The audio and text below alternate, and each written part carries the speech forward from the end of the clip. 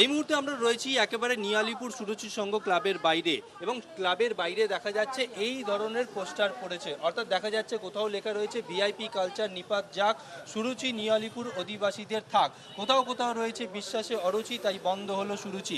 অর্থাৎ স্বরূপ বিশ্বাস গ্রেপ্তার হওয়ার পরই একেবারে বিক্ষুব্ধ যারা রয়েছেন, দীর্ঘদিন ধরে মুখ খুলতে পারেননি, তারা কিন্তু আজকে মুখ খুলছেন। গতকাল রাতেও দেখা গেছে নিয়ালিপুর থানার সামনে তারা বিক্ষোভ দেখিয়েছেন এবং আজকেও তারা বিক্ষোভে সামিল হয়েছেন। এই মুহূর্তে একেবারে নিয়ালিপুর ক্লাবের সামনে রয়েছি এবং একজন দেখতে পাচ্ছি ডেকোরেটর রয়েছে, তার সঙ্গে আমি কথা বলবো। আপনি মূলত কি অভিযোগটা রয়েছে আপনার?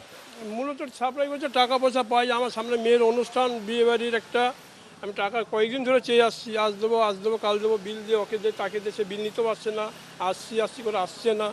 মানে আপনি সুরুচি সংঘ ক্লাবে মূলত কি সাপ্লাই করতেন, এখানে কি দিতেন? যত খেলাধুলা হতো, খেলাধুলায় বেডিং, বিছানাপত্র, পাখা, লাইট, চাদর, বালিশ সব সাপ্লাই দিত। কবে থেকে আপনি এই সাপ্লাই দিচ্ছেন? 23 সাল থেকে। 2023 থেকে? মানে কে আপনাকে অর্ডারটা দিত? স্বরূপদার অর্ডার দিত। স্বরূপ বিশ্বাস অর্ডার দিত। 2023 থেকে আপনি যে বিভিন্ন মালপত্র সাপ্লাই দিচ্ছেন, টাকা পয়সা দেয়নি? মানে এর কোনো টাকা পয়সা, অন্য কাজের টাকা পয়সা পেয়েছে, এর কোনো টাকা পয়সা এক পয়সা পাই না। মানে নিয়ালিপুর সুরুচি সংঘ ক্লাব থেকে এখন আপনি কত টাকা পাবেন, কত টাকা বাকি রয়েছে? ক্লাব আর ওয়ার্ড মিলিয়ে না হলো 15 লাখ টাকা।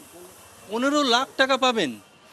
কি মালপত্র সাপ্লাই করেছেন যে 15 লাখ টাকা? মান্থলি ভাড়া, ডেকোরেটিং, চেয়ার, টেবিল, পাখা, লাইট, বিছনাপত্র, বালিশ, প্রচুর 80-90টা লোকের সিট অবধি গেছে, এখনো মাল আটকে আছে অনেক জায়গায়। মানে বিভিন্ন অনুষ্ঠানের ক্ষেত্রে তারা মাল চাইতো ডেকোরেটরের? হ্যাঁ, অনুষ্ঠানের মতো দিত, কম বেশি দিত, রেটও কম ছিল। এই যে আপনি 15 লক্ষ টাকা পান এখনো নিয়ালিপুর সুরুচি সংঘ ক্লাব থেকে, কখনো আপনি দাবি করেননি যে টাকাগুলো চাননি? রোজই করি, বিল নিয়ে দাও রোজই করি। কার থেকে চাইতেন? সরুদার কাছে বলতাম। স্বরূপ বিশ্বাসের কাছ থেকে আপনার বকেয়া টাকা চেয়েছেন কিন্তু দেয়নি? যাইনি, আজ দেবো কাল দেবো করেই এত অবধি। এখন কি করবেন? স্বরূপ বিশ্বাস তো গ্রেপ্তার হয়ে গেছে। কি করবো আর, পেলে ভালো হয়, দেখালে বলবো। এখন কাকে বলবেন এই বিষয়টা? কাকে আর বলবো, বলছি তো তোমাদেরকেই। আপনার এখন কি সামনে মেয়ের বিয়ে? সামনে অনুষ্ঠান, বিয়ে হয়ে যায়, একটা অনুষ্ঠান করবো, ঢোল ভাড়া নিচ্ছে, আমার দেবে যে, আমি বলেছি খুব প্রয়োজন আছে আমার, দাও করে বলি, অনেকবার বলেছি। আপনাকে কি ভয় দেখানো হতো যে যখনই আপনি টাকা চাইতেন? ভয় দেখানো পাওয়ার আছে, বলতে পারতাম না, অনেক কিছু বলতো, বলা সেটা তো যায় না। কি বলতো টাকা চাইতে যখন যেতেন, কি বলতো? বলতো না। বলতো দেবো। দেবো বলতো 2023 থেকে আজকে 2026, কিন্তু একটাও টাকা পেলেন না। বেডিংয়ের টাকা একটা পয়সা পাইনি আমি। 15 লক্ষ টাকা এখন পাবেন। আপনি কি নিয়ালিপুর থানায় স্বরূপ বিশ্বাসের বিরুদ্ধে কোনো অভিযোগ করবেন বা নিয়ালিপুর ক্লাবের? করিনি, আমি আর কিছুদিন দেখিনি।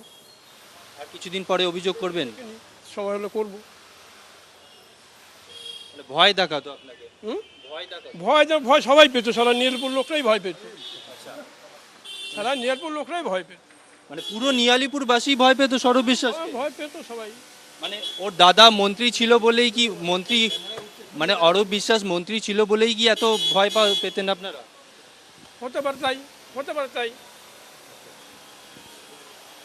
15 লক্ষ টাকা এখনো পর্যন্ত বকেয়া রয়েছে, অর্থাৎ যারা ডেকোরেটরের কাজ করতেন এখানে বা মাল সাপ্লাই দিতেন, সেই টাকা কিন্তু দেয়নি। 2023 থেকে সেই টাকা বকেয়া রয়েছে, দেখতে দেখতে 2026, কিন্তু কি করবেন বুঝতে পারছেন না। পরবর্তীকালে তিনি থানায় মামলা করবেন এমনটাও বলছেন। জি 24 ঘন্টার জন্য ক্যামেরায় বুবাইয়ের সঙ্গে রনয়, কলকাতা।